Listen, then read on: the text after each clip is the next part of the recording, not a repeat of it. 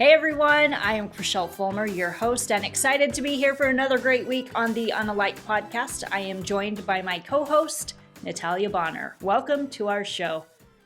Natalia, how are you doing? I am super excited to be back and chat about all the things after I went back and watched last week's episode. I'm still so inspired by Shawn and Cassie, and I think we should take just a second and talk to everybody about some other exciting things that some of our friends here on the podcast are probably going to start to notice. And it kind of ties into all this small businessy type stuff. Sure, I can't wait to hear. Do you want to be the one that I was playing coy and pretending I didn't know what you're talking about. Yeah, we're excited to, it's your announcement. You do it. Okay, well, a lot of our friends here have followed me and my quilting journey and all the fun things I've done over the years. It's been a lot of fun. A lot of you know that a year or two ago, my husband left his full-time job and joined me, and we really started to grow this little crazy quilting life that we have. And over the last year, it's really just taken off, and it's taken off to the point where it's just too much for just Brad and I. And so we've thought about things a lot over the last year, and we honestly have gone back and forth a lot. We need someone to help us and we need someone to join our team, but who is the right person? Not very many people out there can understand my super crazy, complex, sporadic brain. And things just started to align, and I think we can officially start to tell everybody now that we have a new employee here to help us. And here you are.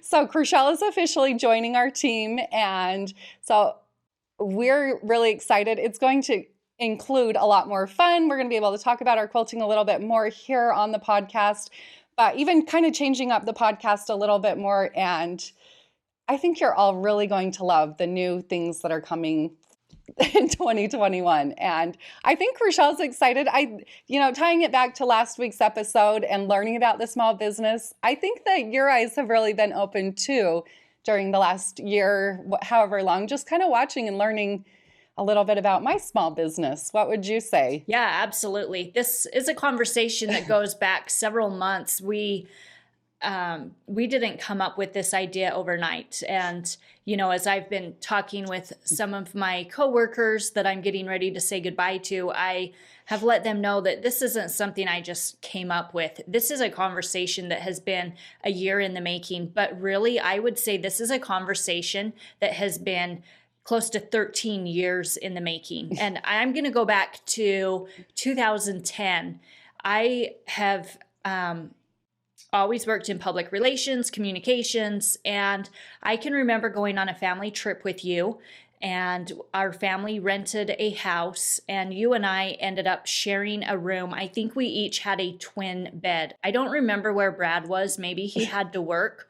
All of our other siblings that were there with their spouse, and so you and I got banished to the room that had two twin beds. And ironically, we were the only two people there who have kids, but for some reason, we were the two that got put in the room with twin beds.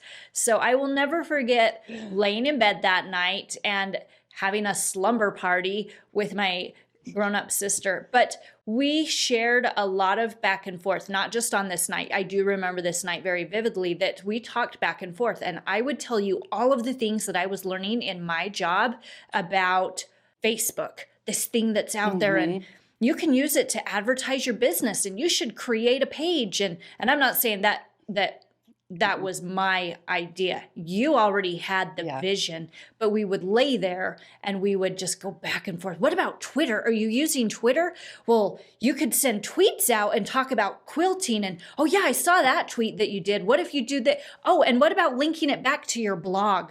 So when I say this is a conversation and a decision that is not just a few weeks or even a year in the making, I think it goes back 13 years before your oldest was born, but us kind of embracing the world of social media and online advertising, digital marketing, and figuring out how that could work to support your business. I never had a clue that I would end up working for you. I never envisioned a career talking about quilts every day, or learning what stitching in the ditch means, or embracing my fat rolls, which are not the ones down here. That's a little quilter joke. So I'm learning a Jelly lot. rolls. Jelly rolls.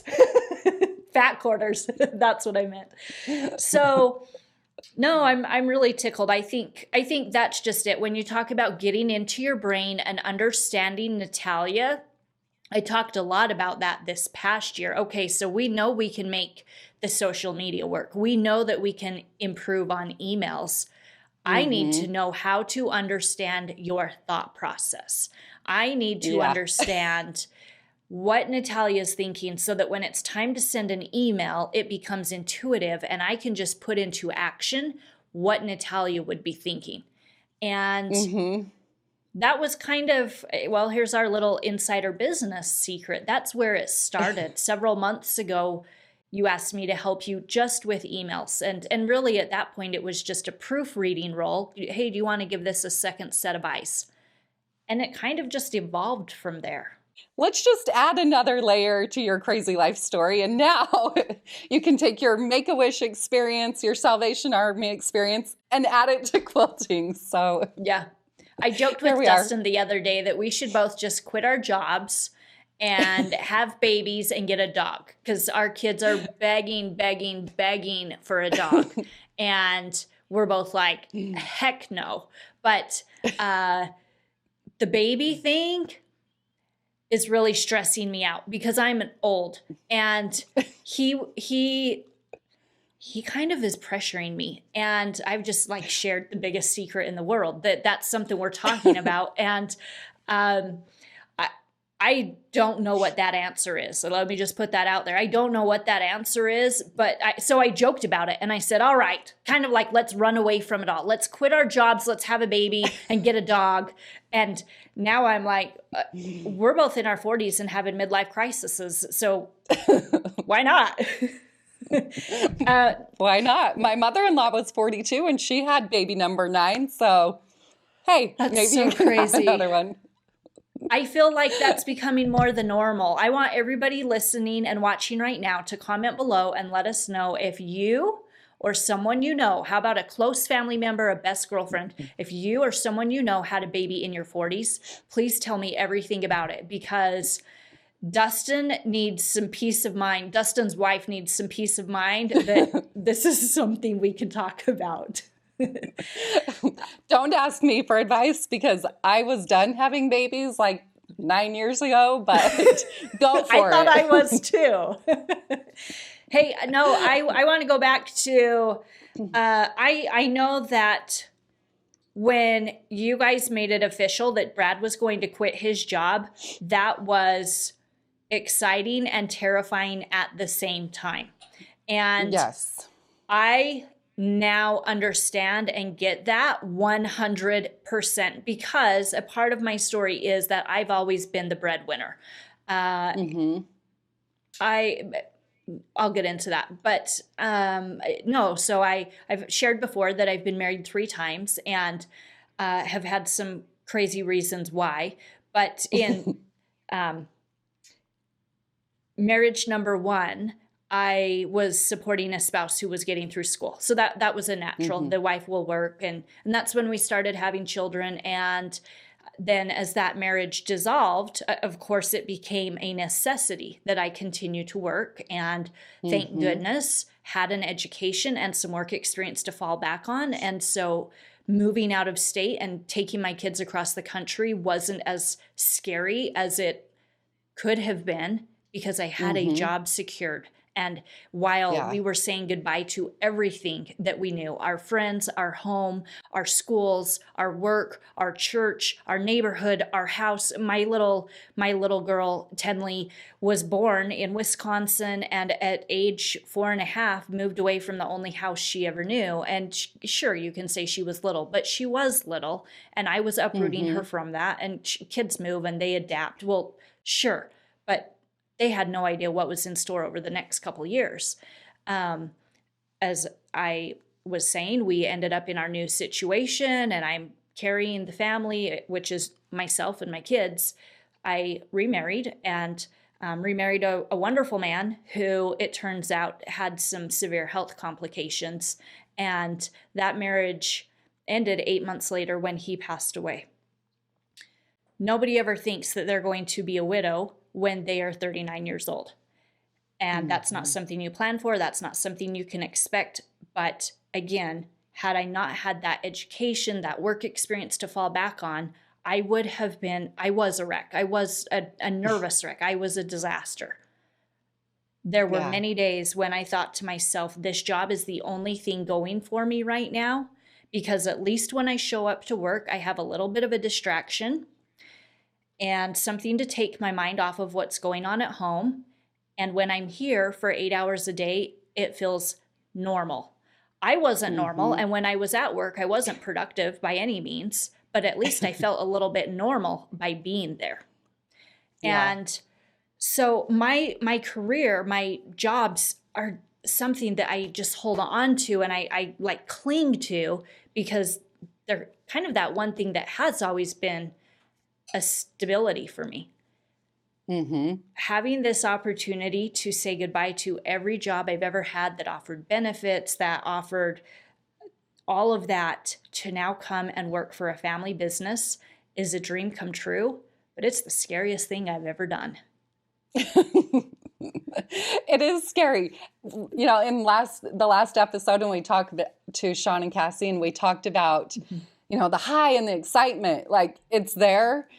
And it's easy to forget how low the lows can be. But when you get those highs, it's just like, yeah, this is fun. I can do it. And it's so rewarding and so gratifying that hopefully it's going to be the best job you've ever had in your life. I will play on that, though, and tell you the funniest thing that I think I've learned with this whole, you know, going through this change and expanding our business and all these things is I have not had a job in 13 years. And so learning to communicate with other employees through these new social platforms and things like that is probably the weirdest thing that I feel like I've had to learn, that like, oh, this is how coworkers communicate nowadays. Because a lot's changed in 13 years. Yell across the kitchen to find out what Brad's doing. So that's kind of my fun new take on this new adventure we're going down is, wow, there's a lot of things out there to learn that are just so different than what I've been doing, but it's really fun and it's going to be really exciting. Well, I'm very excited to be on board, and I feel completely honored that you would put so much faith and trust in me, and I hope that I don't disappoint. I don't think so, but it's going to be a lot of fun. Hey, I just want to say, for everyone watching right now who hasn't had a chance to listen to our last episode, please go back and listen to Shawn and Cassie's story. I did not mention this in the show, and I don't always reveal how I know our guests, and I don't know all of them. A few of them have been connected to me through friends of friends or relatives. Hey, you need to meet so-and-so. Her story is amazing. So I have to be honest, those interviews are my very favorite part of the podcast. I think that everybody has a story. Yeah. Not everyone is comfortable opening up and sharing their story. So I have to give a huge shout out and a thank you to each of our guests who have been on the show up to this point, because you're inspiring and making a difference to everyone who is listening and watching today. That was the case for me when I was listening to Shawn's story. Shawn is somebody who is a childhood friend of mine. He used to sit behind me in 4th grade, and he would spend the day at school going like this and getting one little hair at a time and pulling it from the back of my head. I think his goal was to see how many he would get before I would catch on or flip around or tell him to knock it off, or, you know, I will never forget. I feel like every day there went another one, there went another one. I remember even thinking, if he keeps this up, I will be bald by May. That's amazing. Well, I don't think you're bald. You have a lot of hair, so. So he has a great story. And I think my favorite part about it was learning that he went to school, he got a degree, he pursued what he had put all of this money and time into, and found out that he absolutely hated it. Yeah. What do you do when you're 4, 5, 6 years into what you thought was going to be a lifelong journey and you realize you're totally miserable? So if you haven't had a chance to hear his story, go back, check it out, and find out how it all ends, where he's at today and what he's up to. Love it. Okay, I was thinking earlier, actually, you and I were on the phone earlier having a conversation about quilting, and we were discussing the fact that for you, of course, it's a business. For many people out there, including so many of your customers, not all of them, but for many of them, quilting is a hobby. And this was kind of the premise of that phone call. We got talking about the difference between women hobbies and men hobbies. And that so many men love to golf. And I know there's another category of men, it overlaps sometimes, but there's another category of men who love to hunt. And so there's varying hobbies. And what you and I were discussing is that these hobbies cost a lot of money. Yeah. When you fill out those forms that say, tell us about you, the about you forms, name, age, favorite food, favorite color, hobbies, what do you always write down? Okay, so there's a hobby that I always write down, and it's something that I say that I do, and that is that I like to run. Like might be a little bit of the wrong word, but I, over the years, have run. And in fact, have completed a handful of half marathons. I have no desire whatsoever to ever run a full marathon. But you might remember the very first half marathon I ever did was the exact same race that Brad did. And he ran the full 26.2 miles. There's people like Brad who are crazy. And I know some of you listening are in the crazy category. But it's an adrenaline high. It gets our endorphins going. And at the end of the day, we love it. And then all of you who are in the crazy category go home and do even more crazy things like sit in a bathtub full of ice, right? Brad did a lot of that. Okay, well, we were just having this conversation and I began to think there was a very specific reason why I chose to start running. It was the year that I turned 30 and I had a 2-year-old and I felt like I needed to just burn off a little bit of that baby weight. It had taken me a year just to adjust to being a mom, and it was time to kind of get back in shape. I could have chosen to start golfing. I could have chosen to get a gym membership and become a gym rat. I could have chosen to pick up a basketball and find a rec center and start playing ball, which for the record, I have 0 athletic abilities. So that would have also not flown. There is a very specific reason why I chose running. And do you know what it is? I'm going to guess a few things. First of all, I think it's therapy, that running is mental therapy, but also anybody can do it. You can walk out, most of us can walk out our front door, down the stairs, whatever, and run. You can move. That's my assumptions. It's not you need a great pair of shoes and some clothes, but anybody can do it. That's what I love. I can open up my front door and go. I don't have to plan it out. I don't have to make sure that there's a basketball court available. I don't have to call ahead and get a tee time. I don't have to do any planning. And maybe that's me, that I don't always function well in a planned environment. Sometimes I'm better off if I'm just spontaneous and I've got 40 minutes right now, let's go. I love being able to walk out the door and do that. And one more thing. Running is cheap. And when I was 30 years old and I was the breadwinner working at a local nonprofit organization, making a nonprofit salary, I didn't have the money to invest in an expensive hobby. but I Yeah. could buy a pair of nice running shoes and I could wear them over and over and over and sign up for a race. And the thought of paying $65 for that race was a little bit overwhelming. It was something we kind of had to budget for a couple months, you know, put $20 aside each month. That was how I lived. That was my reality for a very long time. And so anyway, back to our conversation in the earlier this morning, I couldn't help but think, it just dawned on me, I consciously made that decision because I was a tightwad. Yeah. It's a kind of a funny conversation. Hobbies change depending on different points we are in life and different things like that. I even think like I now sew by hand as a hobby, which I think is the most bizarre thing for myself because I can't sit still. And I think it's all part of just kind of the changing and evolving. And, you know, that's kind of my therapeutic thing right now, that I can just sit there and mindless sew. So I get it. What kind of sewing by hand?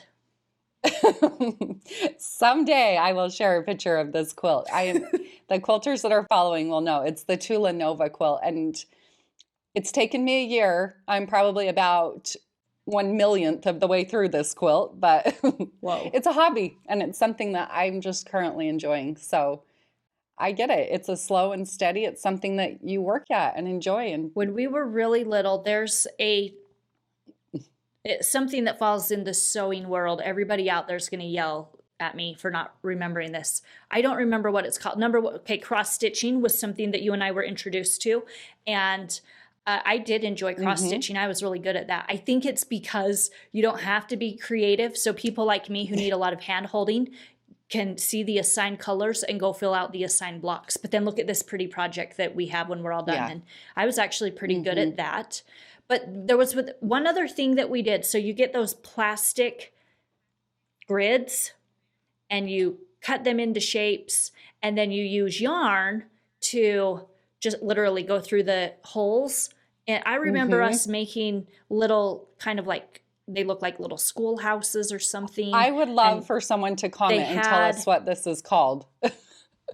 You all know what I'm describing. It's just a piece of plastic. It has the holes in it, and you literally just use your yarn and keep doing a looped stitch.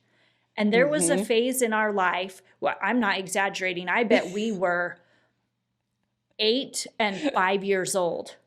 But we were doing that, and we were good at it. Yep. We made boxes. I don't remember what it's called. We made boxes. I liked doing that too. So I'm not very good at very much sewing and crafting, but I do have a couple tricks up my sleeve. That's funny. Maybe someday you'll develop a new hobby. So Natalia, we're getting ready to make some format changes here at the Un+alike podcast, and I want to give all of our listeners and viewers a heads up.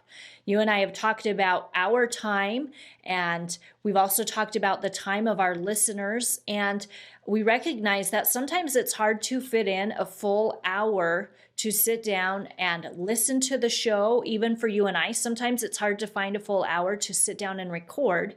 And so we're really excited to announce a new format that we're working on, which is going to be shorter snippets with more content. You can catch us one week where Natalia and I will be catching up on the things that we've been up to. We're going to be talking about things going on in the business and things going on at home. We're going to be sharing some of those personal glimpses into our personal lives. And then we're still going to be bringing in our interviews and hearing the stories of those who have absolutely remarkable things to share. I know and I believe that every person out there has a story. I just want to say thank you because we're so honored to have you as a guest here on the Un+alike podcast, willing to let our listeners have a glimpse into your life. Now, here's a quick tease, a little sneak peek into some of the things that we have coming up. We are working on a murder mystery. We're going to meet the woman involved and find out how she's doing today. And we're going back to the principal's office. We've got a phenomenal rags to riches story, and I can't wait for you to hear more and learn all about it. So be sure to stay tuned. I can't wait either. It's going to be awesome. That does it for this week. We are so glad that you're here with us. Remember to watch for us on YouTube. Of course, that's where we have video versions of our podcasts playing. We are all over on the audio board. So if that's how you listen, don't forget to check us out over there. We are on, Natalia, I was counting it up the other day and looking at my notes. We're now on Apple Podcasts. We're on Google. We're on Podbean. We're on Spotify. We're on Alexa. And we're on Pandora. Awesome. All of those favorite places where it's easy for you to click over and get your podcasts. Just look us up, search for un+alike. Have a great week, and we will see you next time. See ya.